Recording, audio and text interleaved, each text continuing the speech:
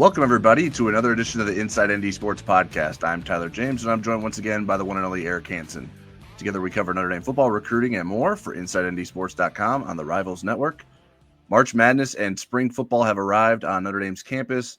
The Irish will hit the football field on Wednesday for its first practice.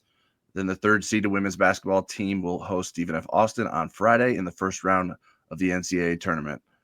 Eric will continue to cover the Irish women throughout the tournament, so we wanted to spend some time with one of the team's key contributors, freshman forward Kate Koval. Kate is averaging 5.7 points and 4.9 rebounds in 18.6 minutes per game off the bench. Kate, thanks for joining us. Thanks for having me. Kate, I'm curious, being a freshman, what was it like to experience your first selection Sunday the other night, and what was the reaction to drawing a number 3 seed? I honestly didn't really know what Selection Sunday is before it happened. I heard about it, but I didn't know, the significance and how important it is. I was just there with my teammates, and then when our name got called, I was like, okay, we're ready to play. You guys had a little bit of a break between the ACC tournament and then coming back to campus for practice and so forth. I know some players went home. I know it's really difficult for you to go home being so far away. So how did you spend your break and what did you get out of it?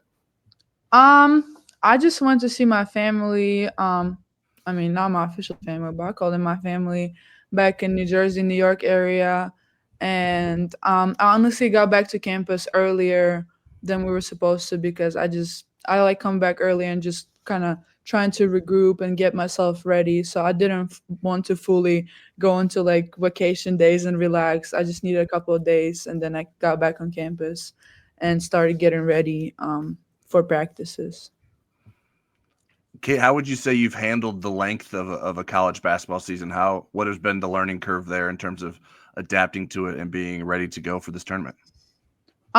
Yeah, for sure.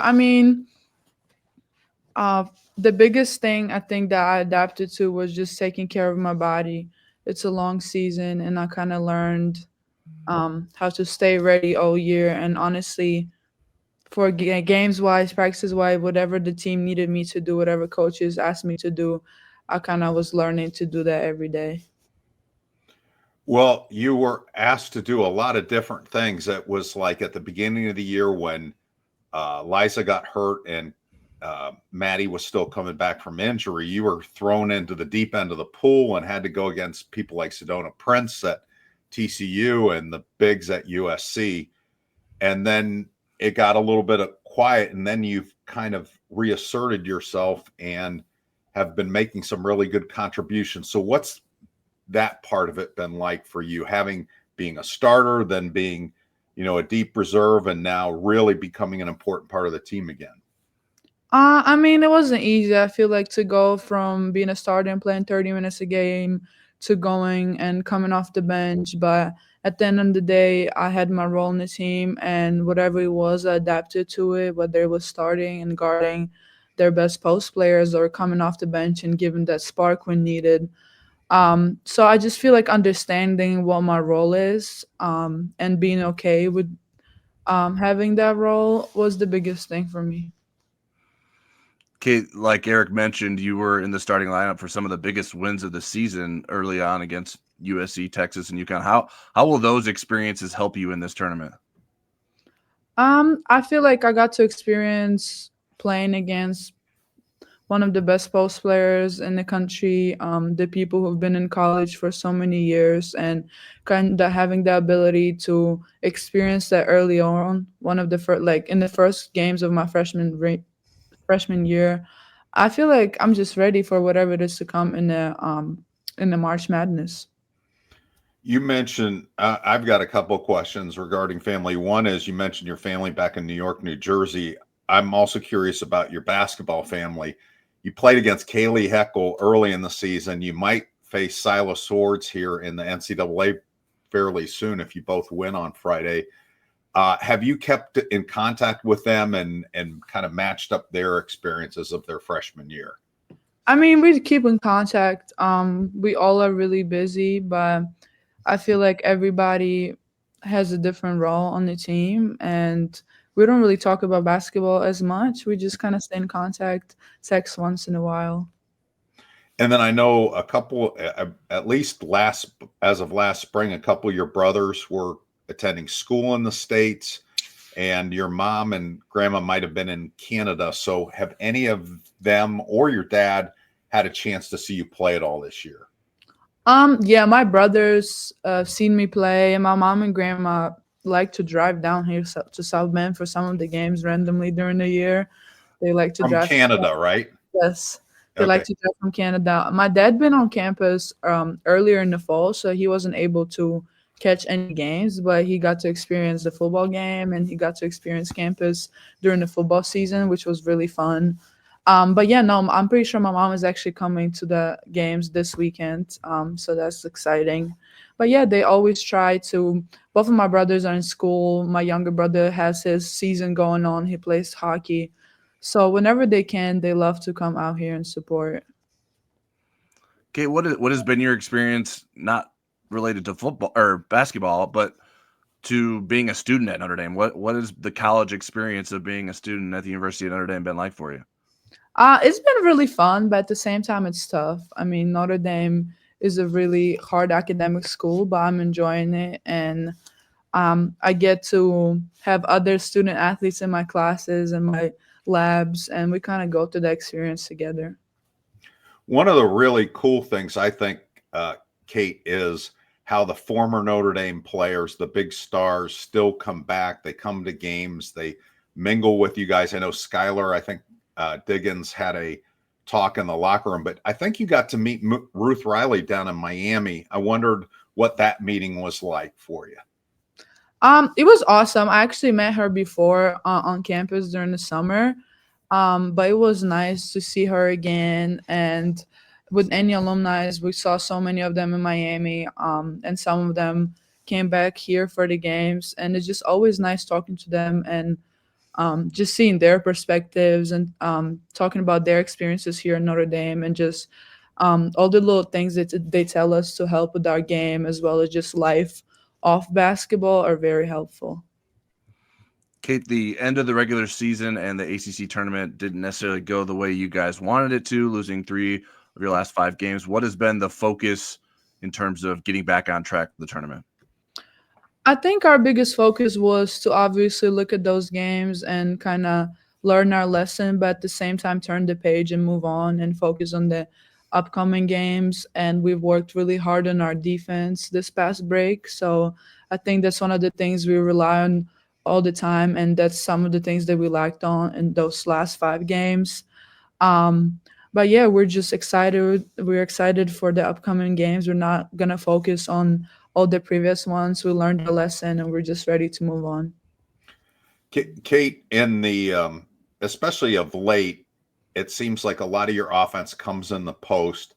And I know in high school you had that mid-range game. You also could go out to the 3-point line and knock a few of those down. And I'm wondering, is that something you're saving for the tournament? Is it something you're saving for next season? What's kind of going on with your more of your offensive game?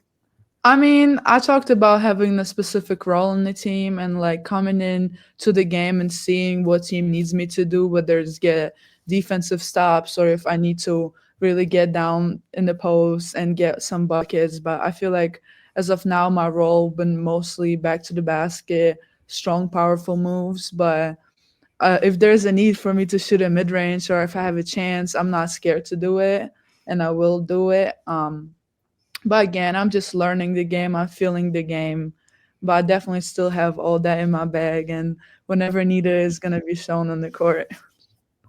Kate, where would you say you've improved the most throughout the season? Where has your game grown as a freshman?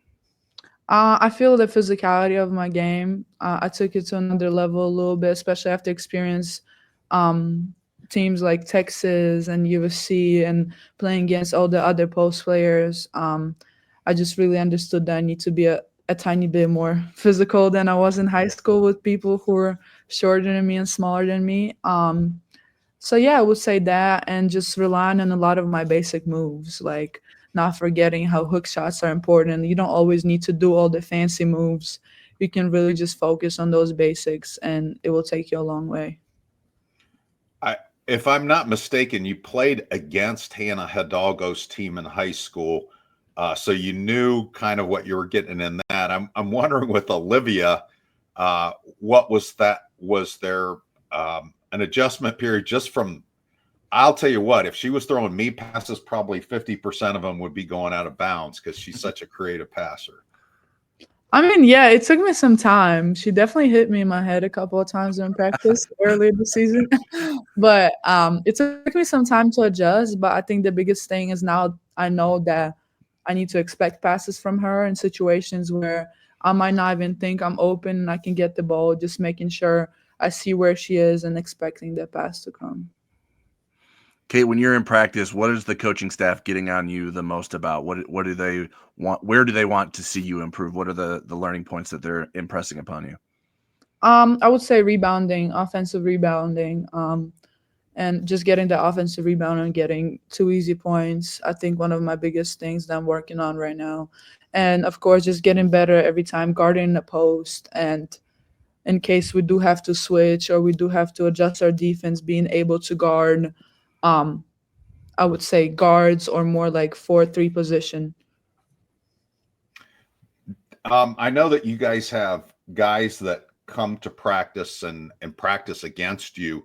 Is there anybody that's close to your size? Is there anybody that's 6'5" or taller that you work against?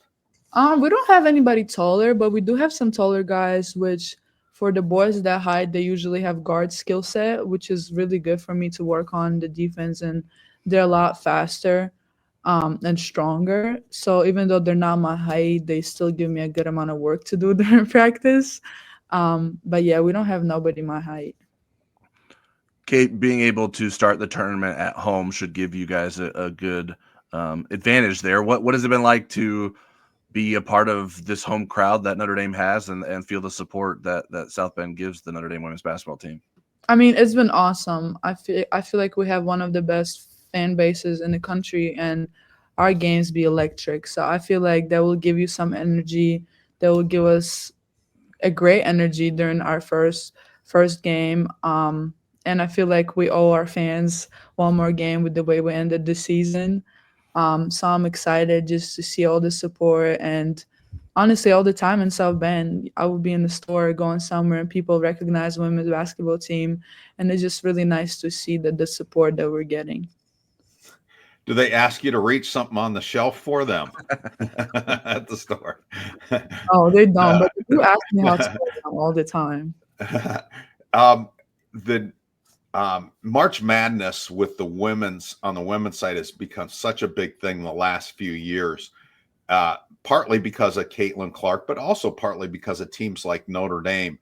I'm wondering, while you were in high school in New York, how much you paid attention to it, especially last year when you knew you were going to be playing likely in a tournament this year as a freshman. I mean, yeah, I've always been really excited for March Madness, and it's so many games, and you'll be watching games in class, which don't scare nobody, but no, in high school it's definitely an exciting moment. Like, I don't know, all that, especially me going back to Lehigh, we had so many people going to different schools. So for us, it was always a battle of like seeing who's gonna make it to the tournament, and then just talking about, I don't know, it was just fun time, a lot of great basketball. And for us, it was an end of our season in high school, so we had a little bit more time just to watch great basketball. Speaking of your high school team, how much did you track how they were doing this season? Is that something you had time to do, or was that something that you're just so busy you don't really get a chance to do that?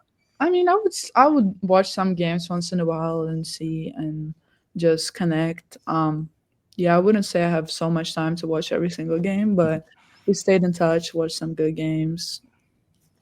Well, you've picked very interesting places to live after Ukraine. You go to New York City, then you come to South Bend.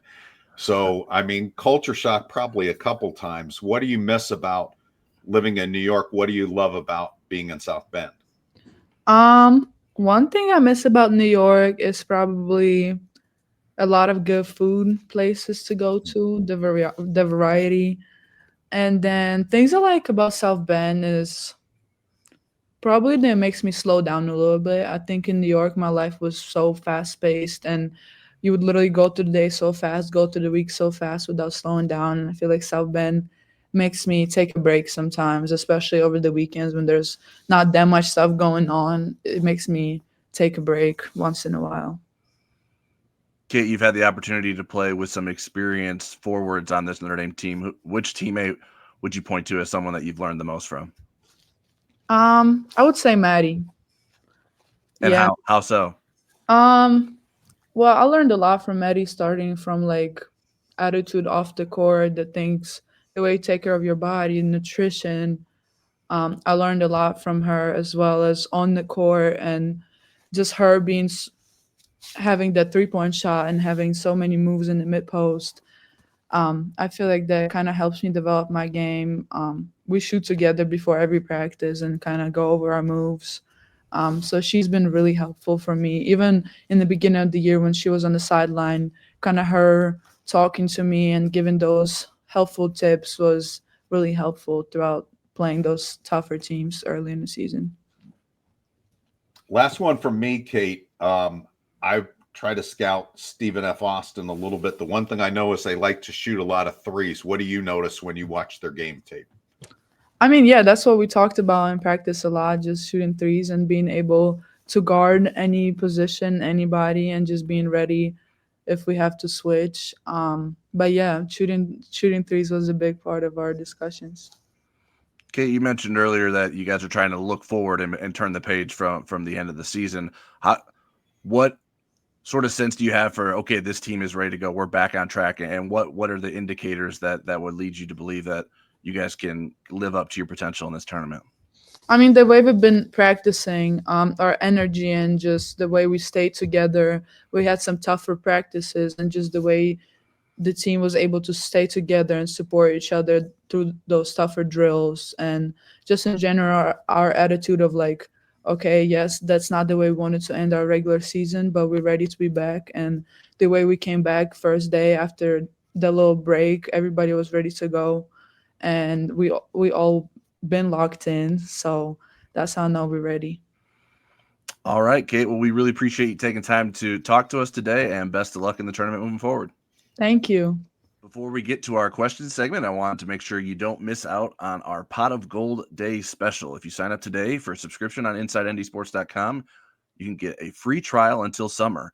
The deal expires today, Tuesday, March 18th, so you don't have much time left to take advantage of it, but we wanted to make sure that our podcast listeners were aware of it too.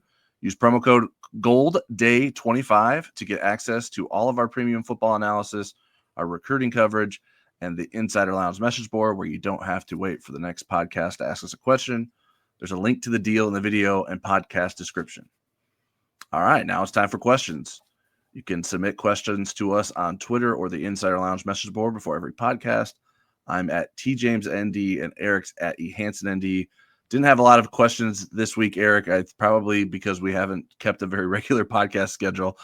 So hopefully we can get enough podcasts going here in the spring and get some more questions from you folks. But we appreciate those who did submit questions. Bob Oxnard on the Insider Lounge has our first one. Do you expect Jordan Blake to significantly help our recruiting? I'm going to let you go first on that because I know that you've researched Jordan. Yeah, and so for folks that are unaware, Jordan Blake will be Notre Dame's director of player personnel. That story broke last evening. I was able to confirm that for us. He was the assistant director of high school relations at Colorado the past 2 seasons. And then 2 seasons prior to that was at SMU as its recruiting coordinator and assistant director of Dallas recruiting relations. He's a former player at Baylor and SMU. Is originally from Texas. His dad was a college football coach. He's actually spent 3 seasons as Oklahoma's head coach. John Blake is his name. So from a football family there, so a football background.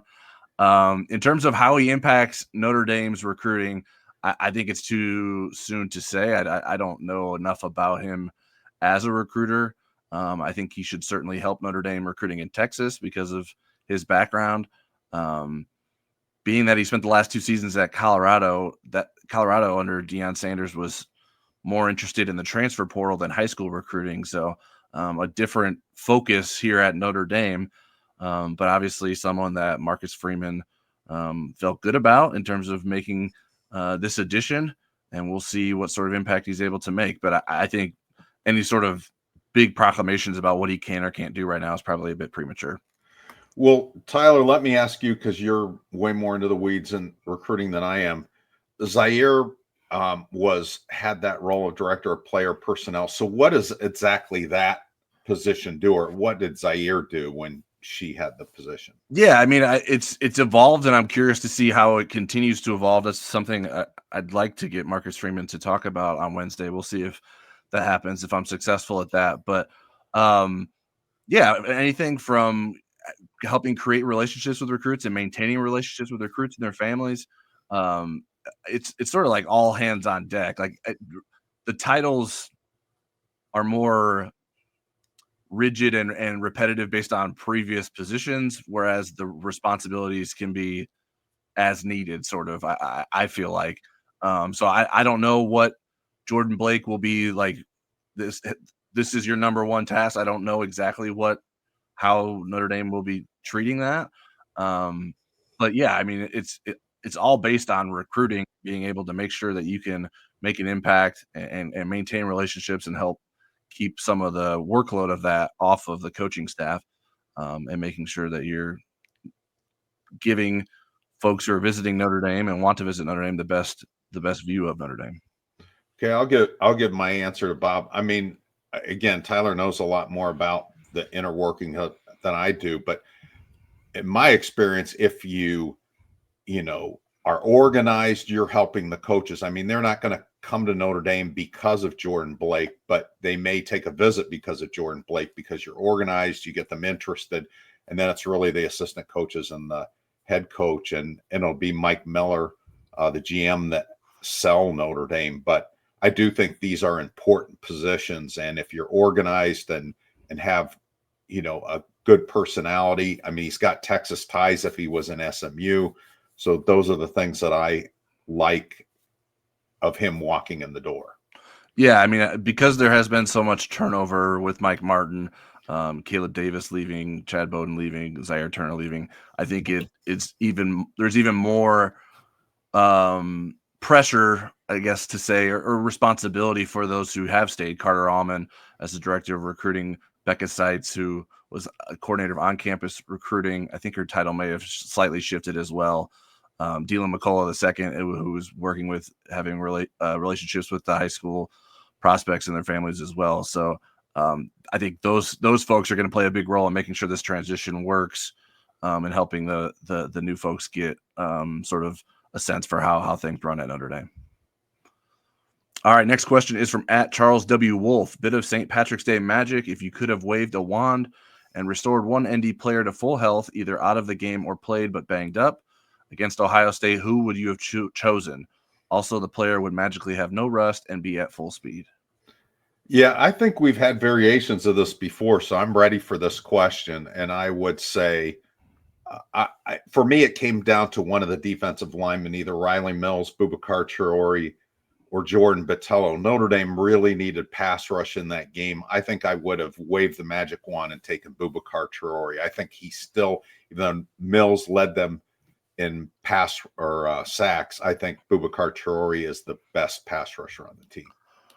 I would have went with Benjamin Morrison. I just think was arguably the best player, and having another cornerback out there to help and eliminate the ability to pick on Christian Gray at times would have made a significant difference in that game. So Morrison would have been my pick. All right, a couple questions from Marie Biafore to wrap us up. First one is, with the linebacker room being very crowded, do you see Preston Zinter possibly moving to another position? So there will be 11 linebackers conceivably healthy in August. There are 8 of them that are healthy and on campus now. The 2 Kias aren't here or aren't available, and Anthony Sacca. And I think a lot of it depends, Marie, on how much that rover's going to play. Right now, that's a position that has fewer than 50% of the reps in a game. The nickel's on the field so much, and then you're trying to rotate all those people through a couple of spots. It doesn't seem like there's an opening for Preston Zinter. Now, would tight end be the best position? Tyler and I have talked about this a little bit. I think he's a little undersized there, but he could maybe be that H-back kind of tight end and be helpful there. But I think I don't know that that's a move that they would make in the spring. They might go over the summer and see what they have in the spring and then decide over the summer if that's a direction they want to go. Yeah, I mean, tight end or Viper end are the two that would be feasible to me.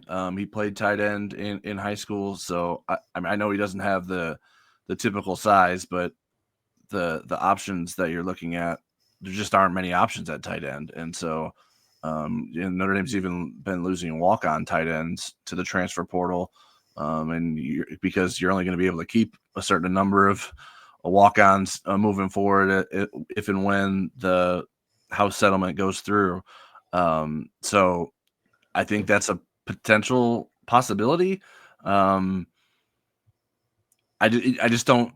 I know Max Bulla likes him. The linebackers coach likes him, so it's not like he's an unliked player and doesn't have ability at linebacker. But there just are so many linebackers that it's like I don't know what the long-term plan would be for him at linebacker as long as everyone who's been performing at that level or at that position continue to perform at a high level. All right, our last one from Marie Biafori is predicting the future. Who will be Notre Dame's top 2 receivers in 2025?